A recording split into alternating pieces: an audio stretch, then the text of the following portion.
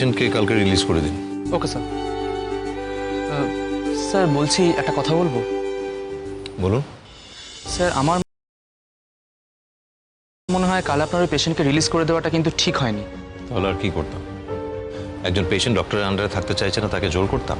Sir সেটা নয়, কিন্তু এখান থেকে বেরোনোর পর পেশেন্টের কন্ডিশন যদি কোনো রকমভাবে খারাপ হতো তাহলেও কিন্তু সেই পুরো ব্লেমটা আপনার উপরে সেই পড়তো, এবং তখন কিন্তু আপনি কোনোভাবেই এটা বিশ্বাস করাতে পারতেন না যে পেশেন্ট নিজে থেকে জোর করে এখান থেকে চলে গেছে। ডক্টর মজুমদার, আমার মনে হয় আপনি বিষয়টা নিয়ে একটু বেশি রিয়াক্ট করছেন, বেশি ভাবছেন। ঠিক আছে, চলে গেছে, এটা নিয়ে এত ভাবনার কিছু নেই। স্যার ভাবার বিষয় আছে।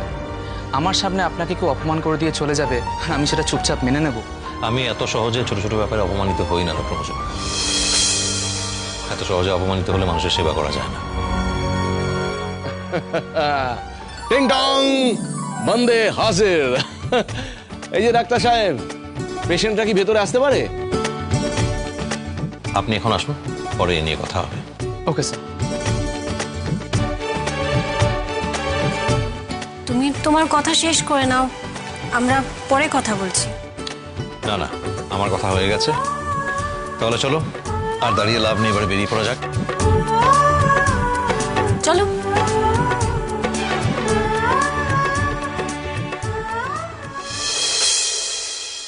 সবই ঠিক আছে, কিন্তু আমার মনে হয় ইন্দুদিকে এসব খেলাধুলার মধ্যে না রাখাই ভালো। উল্টি এটা কি ধরনের কথা? ইন্দু তো খেলা অন্ত প্রাণ, ও আর খেলবে না? না অপু, দেখো আজ বিপদটা কানের পাশ দিয়ে বেরিয়ে গেছে, আর কাল অন্য একজন কোচ যে একই কাণ্ড করবে না তার তো কোনো গ্যারেন্টি দিতে পারো না। আর বারবার তো সবকিছু সামাল নাও দিতে পারো। আর তোমরা একটা কথা ভেবে দেখেছো, এই সব কিছুর গন্ধ যদি প্রেস একবার পায় তাহলে তো আমাদের বাড়িটা নিয়ে কাটাছেঁড়া করবে। সেটা ভালো হবে তো? বুলটি, আমার না মাঝে মাঝে খুব অবাক লাগে, তুমি কি চিরকাল এরকমটাই ছিলে নাকি হঠাৎ করে বদলালে? ইন্দু কেন খেলা ছেড়ে দেবে? না, ইন্দু কেন খেলা ছেড়ে দেবে? 7 বছর বয়স থেকেও খেলে যাচ্ছে, ওর স্বপ্ন এটা। একটা ঘটনার জন্য ও নিজের স্বপ্ন জলাঞ্জলি দিয়ে দেবে?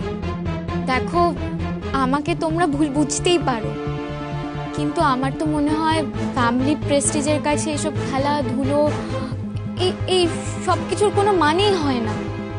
আর ইন্দুদির সঙ্গে যদি আবার কিছু একটা হয় তার প্রভাব তো আমাদের ওপরেও পড়বে। উল্টি প্লিজ একটু থামো না।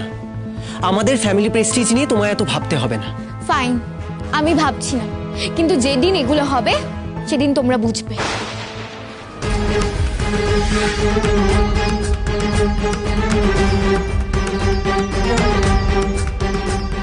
বুলটিটার যে কি হয়েছে কে জানে, কেমন অদ্ভুত ভাবে কথা বলে আজকাল।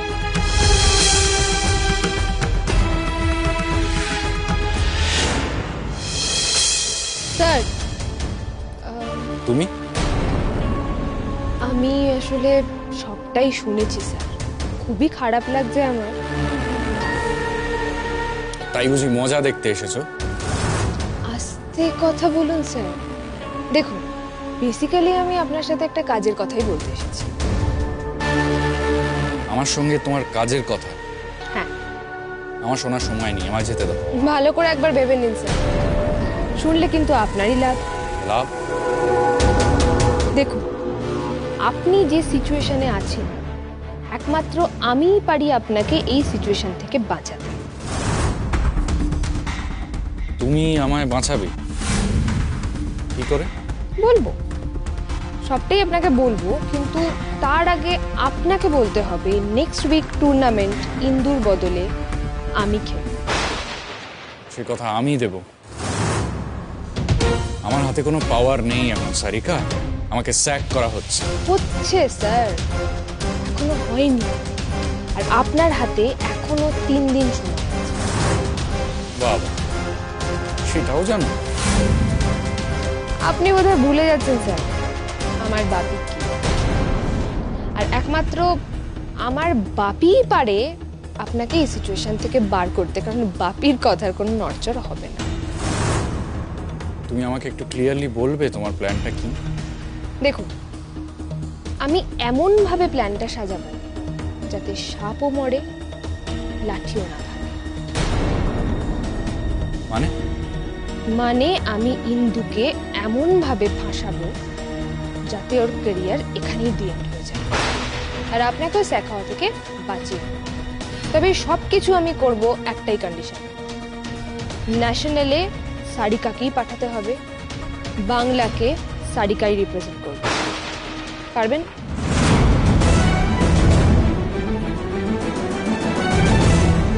পারবো,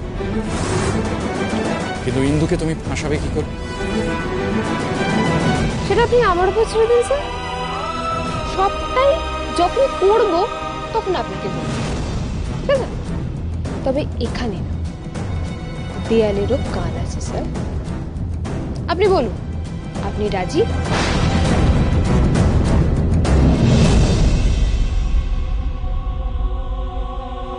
রাজি।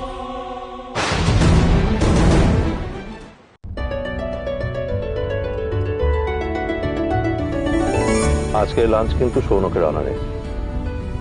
আমার অনারে? কেন কেন? আমি রিয়েলি তোকে থ্যাঙ্কস দিতে চাই। হিন্দুর ব্যাপারটাতে তুই যেরকম ভাবে আমাদের হেল্প করলি। একটু আগে তোর বউ থ্যাঙ্কস জানালো, এখন তুই থ্যাঙ্কস জানাচ্ছিস, সেগুলো থ্যাঙ্কসের মেলা লাগিয়ে দিয়েছিস। হ্যাঁ দেখ, এরকম করলে কিন্তু আমি খেলবো না। অনুভবের কথায় কিন্তু আমি একমত। হ্যাঁ, যা করলেন আপনাকে থ্যাঙ্কস বলাই উচিত। আচ্ছা বেশ, থ্যাঙ্কস দিতে চাও তো? তাহলে আমার একটা কথা শুনতে হবে কিন্তু। কি কি কথা? কাল আমার ওই সুরলহরী রেকর্ডিং স্টুডিওতে একটা রেকর্ডিং আছে গানের। বাহ, এটা তো দারুণ খবর। তার মানে আপনার কলকাতার কাজগুলো শুরু হয়ে গেছে? হ্যাঁ, ওই কাল থেকেই শুরু হচ্ছে এসব রেকর্ডিং গুলো। কাল একটা গানের রেকর্ডিং আছে, তুমি যাবে আমার সাথে কাল? আমি আমি ওখানে গিয়ে কি করব? এই তো, যাও না। তুমি তো এর আগে কখনো কোনো রেকর্ডিং স্টুডিওতে যাওনি। গেলে তোমার একটা নতুন ধরনের এক্সপিরিয়েন্স হবে, গিয়ে দেখতে পাবে কি ধরনের কাজ হয়। অনুভব, ওটা ওনার কাজের জায়গা, আমি সেখানে গিয়ে কি করব? হ্যাঁ তা ঠিক, তুমি হয়তো ওই রেকর্ডিং এর সময়টা একটু বোর হবে, কিন্তু তারপর আমরা শপিং এ যাব। তোমাকে কিন্তু আমাকে গাইড করে দিতে হবে শপিং এর ব্যাপারে। বাপ রে, আপনার তো দাবি শেষ নেই। প্রচুর দাবি, ব্যাস তাহলেই আমাকে থ্যাঙ্কস জানাতে হবে না, শোধবোধ হয়ে যাবে। That's a great idea. যাও না, ঘুরে এসো, তোমারও একটু রিলিফ লাগবে। তোমার তো কম স্ট্রেস যায়নি ইন্দুকে নিয়ে, তাই না? হ্যাঁ, কিন্তু আমাকে তো আবার ইন্দুকে নিয়ে একাডেমিতে যেতে হবে। আরে বাবা, আমরা ওকে নামিয়ে দিয়ে স্টুডিও যাব। সেই তো, আর তোমার পালাবার উপায় নেই আনন্দী।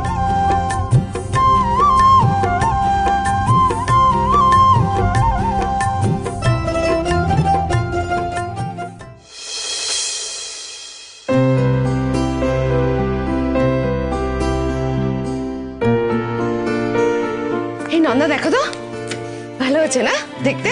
হ্যাঁ মম, খুব ভালো হয়েছে। সত্যি আজকাল ফোন দেখে কত নতুন নতুন রেসিপি ট্রাই করা যায় না? হ্যাঁ, আমি তো প্রায় দিনই এরকম করি। কি হলো নন্দা, ঠিক আছে? এই নন্দা, সাবধানে।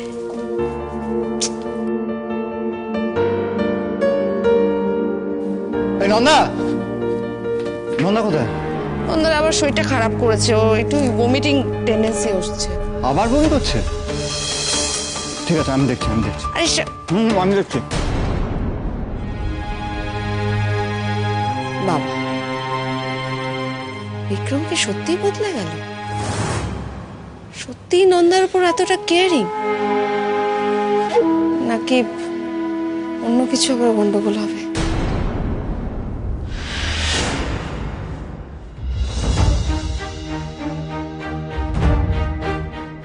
নন্দা, এদিকে এসো। কি বলো?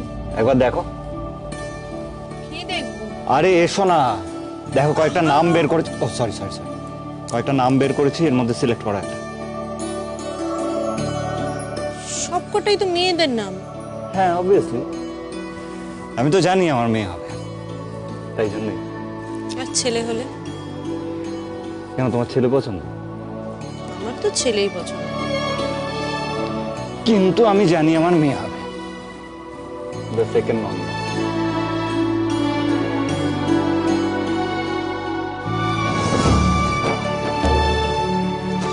না, আমাদের ছেলেই হবে। এই, বারবার বলে বসো না যে সেকেন্ড বিক্রম, ও খারাপ হয়ে যাবে কিন্তু। আমি চাই না আমার সন্তান আমার মতন হোক। খুব খারাপ লাগে, খুব খারাপ। যা যা করেছি তোমার সঙ্গে, তারপর তো আর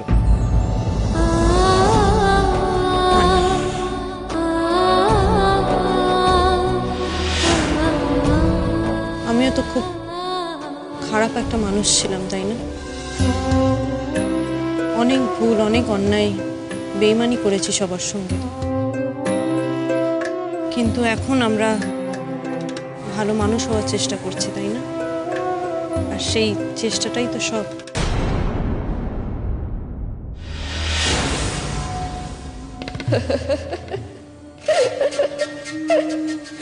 বাপরে,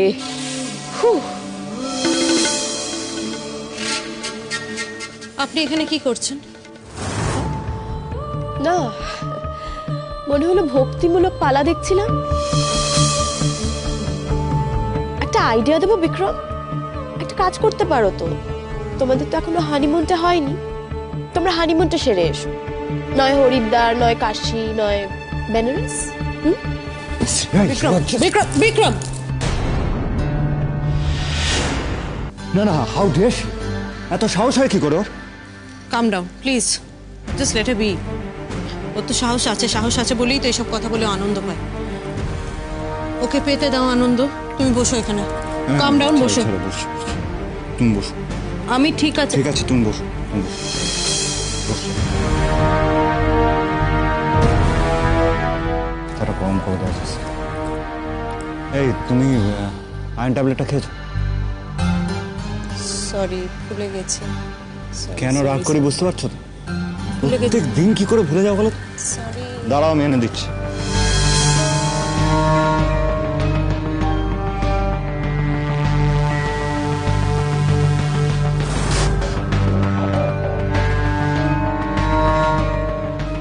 একটাও ছেলের নাম নেই?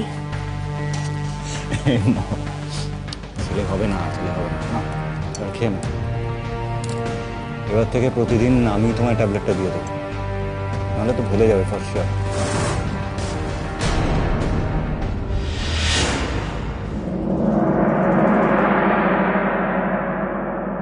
বলছি শোনো না, ওই যে রেকর্ডিং স্টুডিওটা যেখানে যাচ্ছি, তুমি প্লিজ যাবে আমার সাথে? কি বোকা বোকা কথা বলছো বলো তো? তোমাকে যেতে বলেছে, আমি যাবো কেন? দেখো, আমি তো ওখানে কাউকে চিনি না না, আর সৌনক নিজের কাজে ব্যস্ত থাকবেন, আমি কি করব? ভ্যারেন্ডা ভাজবে তেল ছাড়া, হেলদি হবে। তোমার এই ইয়ার্কিগুলো না আমার একদম ভালো লাগে না, প্লিজ চলো না প্লিজ। আমি এমনিও যেতে পারবো না, আজকে হসপিটালে অনেকগুলো কাজ আছে। তবে হ্যাঁ, I am really very proud and happy for my wife. তুমি যেরকম ভাবে ইন্দুর কেসটা হ্যান্ডেল করলে আমি তো ভাবতেও পারছি না। কি ব্যাপার বলো তো, আমার এত প্রশংসা করছো, খুব হ্যাপি নাকি? হ্যাপি তো বটেই। কেন? এই যে তুমি সমস্ত ঝামেলা মিটিয়ে আবার ঝাড়া হাত পা হয়ে আমার কাছে এসছো, আবার আগের মতো আমাকে বেশি সময় দিতে পারবে, সেই জন্য। কি যে বলো না তুমি, আমি তোমাকে সময় দিই না? হ্যাঁ, দাও, একটু আগে কম দিতে আর কি। আগে চোখ না আবার কি আছে, আমি সত্যি কথাই বললাম। আমি তো ইনফ্যাক্ট এখন সৌনককে নিয়ে মাঝে মাঝে হিংসা করি। নিজের বন্ধুকে হিংসা করো তুমি? হ্যাঁ, করবো না? এই যে তুমি একাডেমি যাচ্ছ বারবার, এদিক ওদিক যাচ্ছ, সঙ্গে সৌনক যাচ্ছে, ও তো আমার থেকে বেশি তোমার সঙ্গে থাকছে, আর আমার থেকে বেশি অ্যাটেনশন কিন্তু সৌনক পাচ্ছে। আমি হিংসা করবো না বলো? বলো, বাজে বাজে কথা সব, মানে পারো তুমি এসব।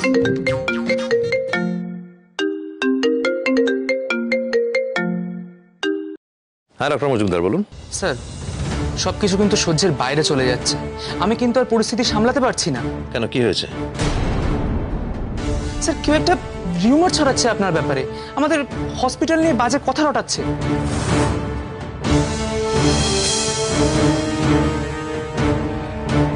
আচ্ছা ছাড়ুন না, এত ওভার রিঅ্যাক্ট করার কিছু নেই, আমি তো আছি।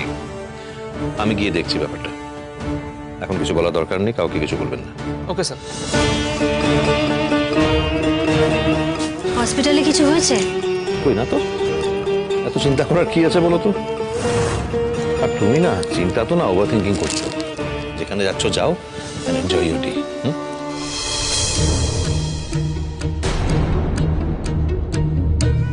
কিছু একটা হয়েছে,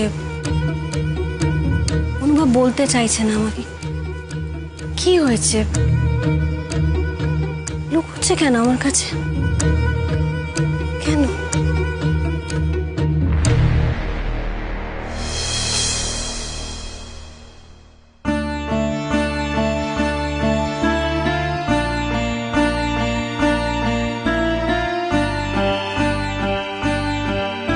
দিদি ভাই, আমি একা চলে যাব, তোকে আর যেতে হবে না। শিওর, আমি কিন্তু যেতে পারি তোর সাথে। আমি জানি, কিন্তু এখন আর আমি ভয় পাই না। আমার তো আগে একটা প্রবলেম ছিল, আর এখন তো শুভময় স্যারও নেই, আমি একা চলে যাব। গুড, ভালো লাগলো শুনে। তুই পুলিশে কমপ্লেন করতে বারণ করেছিস, তাই করে নি, ক্যারিয়ার এফেক্ট হতে পারে। কিন্তু আবারও বলছি, ওই লোকটা যদি কখনো কিছু করে তাহলে দিদি কিন্তু- ভাই তুই চিন্তা করিস না, আমি আর সেই সাহস ওনাকে আর দেবো না। আমি এখন অনেক বদলে গেছি রে। আমি আর ভয় ভয় থাকবো না, এখন শুধুমাত্র আমার ক্যারিয়ারে ফোকাস করব। আর দোলন তো বললো ওকে একাডেমি থেকে স্যাক করে দেবে। গুড, এরকম স্ট্রং থাকবি, বুঝলি? তুই স্ট্রং থাকলে তোকে কেউ টলাতে পারবে না, কোনোদিন কারোর সামনে মাথা নিচু করবি না। দিদি ভাই, একটা কথা বলবো? বল না। তুই কিন্তু এখন অনেক বেশি কনফিডেন্ট হয়ে গেছিস, জানিস তো? মানে আগে তুই একটু ভীতু ভীতু ছিলিস, কিন্তু এখন you are like this confident lady, and I think the credit goes to অনুভবটা। অমনি না, মোটেও না। হ্যাঁ, আমি এখন কনফিডেন্স বিকজ আমার পরিস্থিতি আমাকে কনফিডেন্ট করে দিয়েছে, যেমন তোকে। যা, দেরি হয়ে যাচ্ছে, দুগ্গা দুগ্গা, টাটা।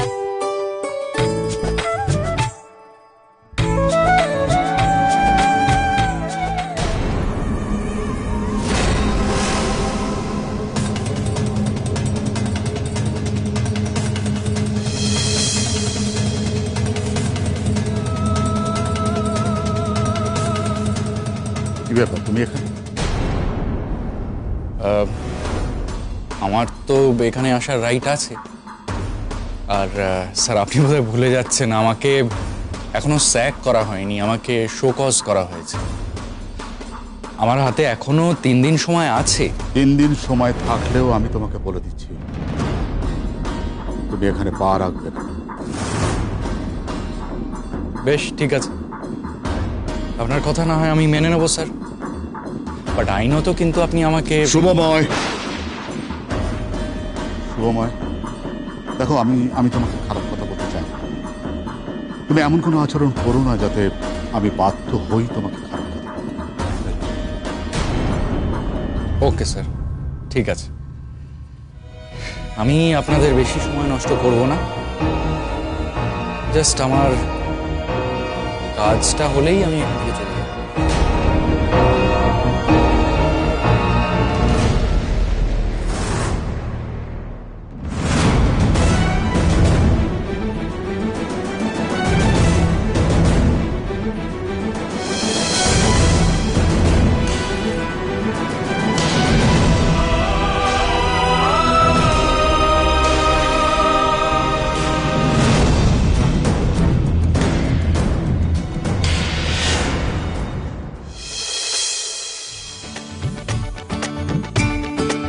হ্যালো গাইস, কেমন চলছে?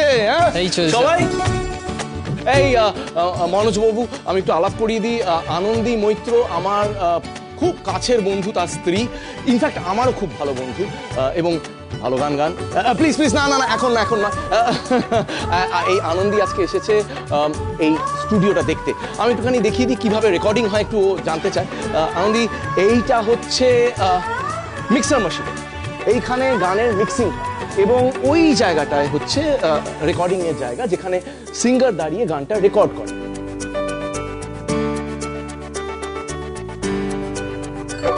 ইন্টারেস্টিং না পুরো ব্যাপারটা? বিষয়টা খুবই অদ্ভুত, মানে একটা গান রেকর্ড করতে এতগুলো মেশিনের প্রয়োজন হয়। এই টেকনোলজি না থাকলে কি করে একটা ভালো প্রোডাকশন বেরোবে? আচ্ছা, আমরা কি সব কথা দাঁড়িয়ে দাঁড়িয়ে বলবো নাকি? প্লিজ বসো বসো বসো বসো বসো। বলছি, আমি না একটা ছবিতে দেখেছিলাম, মানে ওই কিশোর কুমারজি আর লতা মঙ্গেশকরজি একসঙ্গে রেকর্ডিং করছে, এখন সেটা হয় না? মনোজ বাবু কি বলছে? How cute how cute. না না না, এখন আর সেটা হয় না। এখন প্রযুক্তি একদম বদলে গেছে। এখন আমরা একটা ট্র্যাক তৈরি করি, সেই ট্র্যাকটা আমরা মেল করে দিই সিঙ্গারের কাছে। সেই সিঙ্গার হয়তো বম্বেতে বসে আছে, মেল সিঙ্গার হয়তো বম্বেতে আছে, ফিমেল সিঙ্গার হয়তো কলকাতায় আছে। মেল সিঙ্গার বম্বে থেকে নিজের ট্র্যাকটা গেয়ে পাঠিয়ে দিল, এখানে আমরা ফিমেল সিঙ্গারকে দিয়ে সেটা আবার গাইয়ে নিলাম, এবং দুটো গান এক জায়গায়, মানে মেল এবং ফিমেল সিঙ্গারের দুটো গলা এক জায়গায় যখন পড়ে একটা সিঙ্গেল গান তৈরি হয়ে যায়। আচ্ছা, কোন পদ্ধতিটা ভালো, মানে আগেকার না এখনকার? অ্যাকচুয়ালি দুটো পদ্ধতি ভালো। এখন সময়ের সাথে সাথে তো প্রযুক্তি বদলায়, টেকনোলজি নতুন আসে। এখনকার সময়ের জন্য এই প্রযুক্তিটাই আমরা ইউজ করছি, এটাই ভালো। বাই দ্য ওয়ে মনোজবাবু, আনন্দী কিন্তু দারুণ সিঙ্গার, ফাটাফাটি সিঙ্গার। প্লিজ আপনি আবার শুরু করবেন না প্লিজ। হ্যাঁ দেখো, আমি মন খোলা মানুষ, প্রাণ খোলা মানুষ, যা পেটে তাই মুখে, ভালো খারাপ পুরোটাই মুখের উপরে। তুমি ভালো singer and that is a fact. Okay, এই বলছি সব বুঝলাম, আমি একটু রেকর্ডিংটা দেখতে পারি? এক্স্যাক্টলি সেটাই আমি বলতে যাচ্ছিলাম। এই are you ready for the take? তাহলে আজকে আমরা যে গানটা